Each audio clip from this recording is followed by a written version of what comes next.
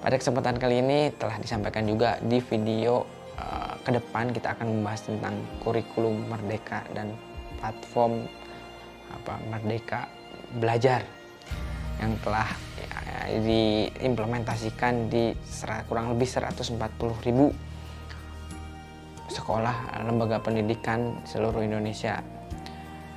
Pada 2 tahun yang lalu Pak Menteri kita, Pak Nadiem Makarim, menginstruksikan, bukan memaksakan, menginstruksikan untuk melakukan lompatan untuk meningkatkan kualitas pembelajaran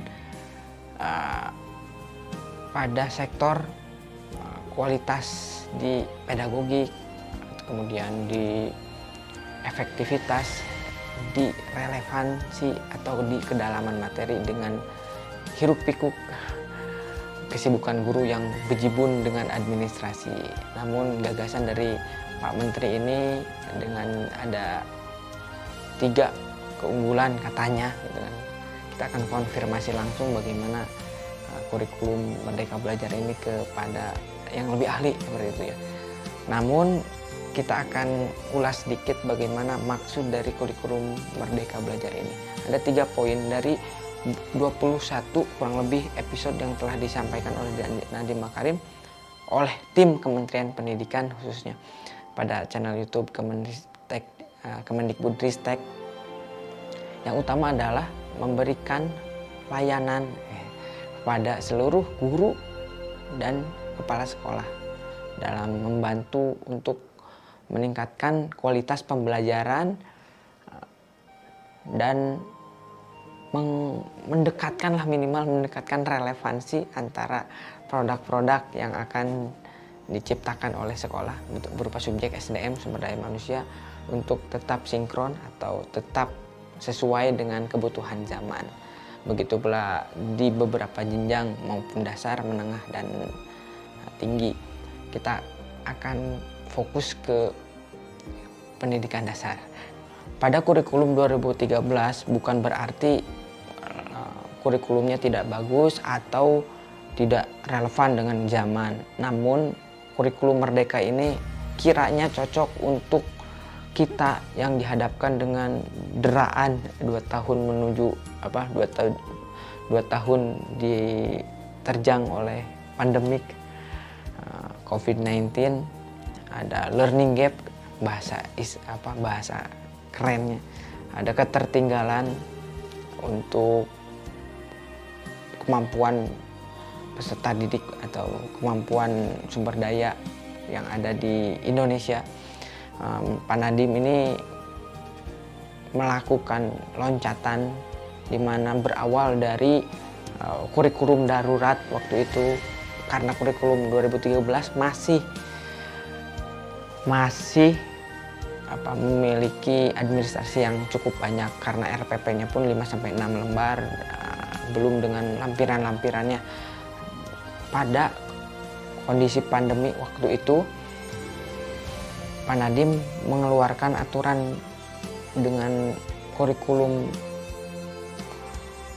darurat yang dimana rencana pelaksanaan pembelajaran atau lesson plan-nya itu hanya 1 lembar, disesuaikan oleh guru apa saja yang akan disampaikan, baik kedalaman dan keluasan materinya. Kita langsung saja ke pembahasan yang utama, karena kurikulum Merdeka ini dilatar belakangi oleh itu gitu. Bukan, jangan sampai ada stigma dari kita sebagai insan cendekia bahwa ganti menteri, ganti kurikulum. Padahal stigmanya memang seperti itu. Tapi keyakinan kita yang harus diganti, bukan keyakinan tanda arti apapun ya. Keyakinan itu bahwa memang kondisi zaman yang berubah, kurikulumnya juga berubah, dalam artian bukan berubah secara switch gitu, mengganti, tapi meneruskan. Pada intinya sih seperti itu saya lihat. Karena tujuan umum Merdeka Belajar adalah mendorong perbaikan kualitas dan pemulihan dari krisis pembelajaran, katanya. Kurikulum Merdeka yang bersama platform Merdeka Belajar 140.000 lebih pada tahun 2022 dan 2023 akan merasakan 3 keunggulan, kata Pak Menteri yang disampaikan pada 9 Agustus 2022, sebulan yang lalu. Yang pertama, fokus pada materi yang esensial. Guru itu akan menyampaikan pelajaran pada materi yang esensial, katanya. Yang kedua, memberi jam pelajaran khusus bagi pengembangan karakter melalui proyek penguatan pelajar Pancasila. Yang ketiga adalah kurikulum merdeka memberikan fleksibilitas bagi sekolah untuk merencanakan kurikulum operasionalnya sendiri. Tidak ada paksaan itulah tadi tidak ada.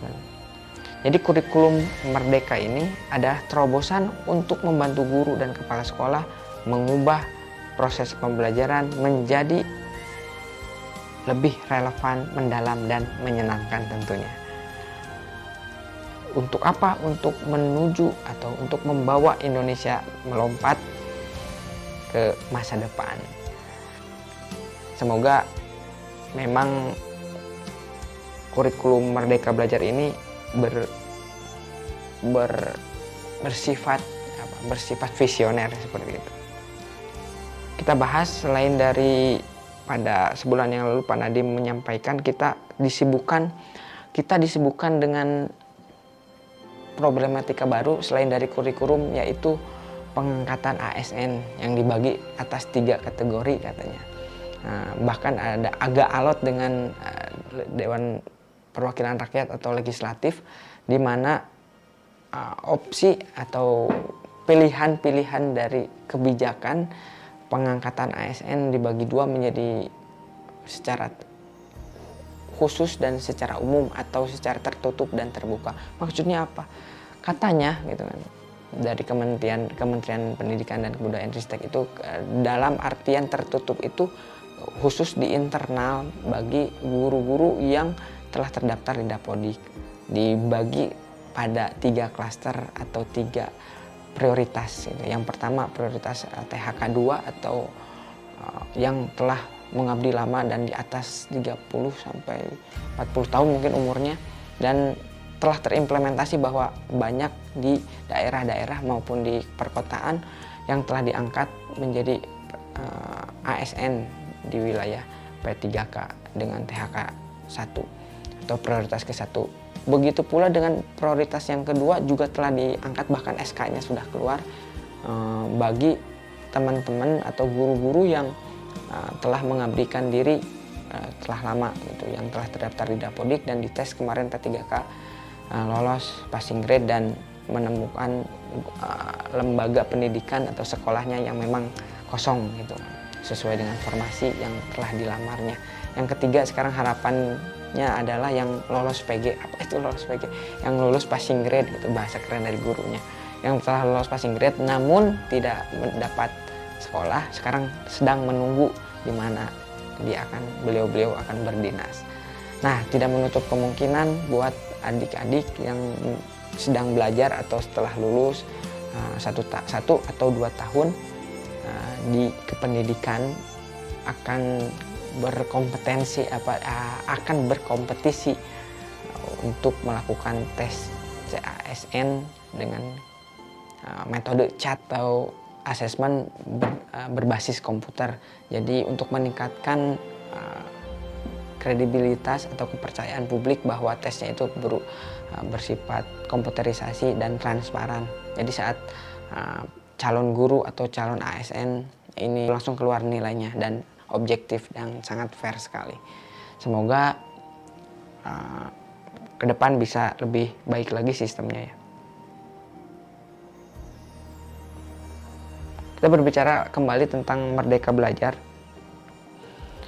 Ada 3 fungsi aplikasi Merdeka Mengajar. Yang pertama untuk mengajar, yang kedua sarana guru untuk belajar, yang ketiga guru bisa berkarya.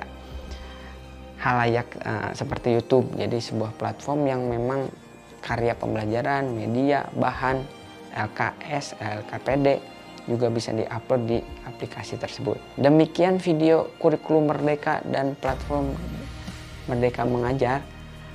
Semoga video ini bisa menstimulasi apa yang dimaksud dengan Merdeka Belajar atau platform, atau juga yang menonton telah melakukan kurikulum ini Ya, saya sangat senang sekali saya bisa belajar juga. Buat teman-teman bisa di komentar untuk kekurangan dan lain-lain.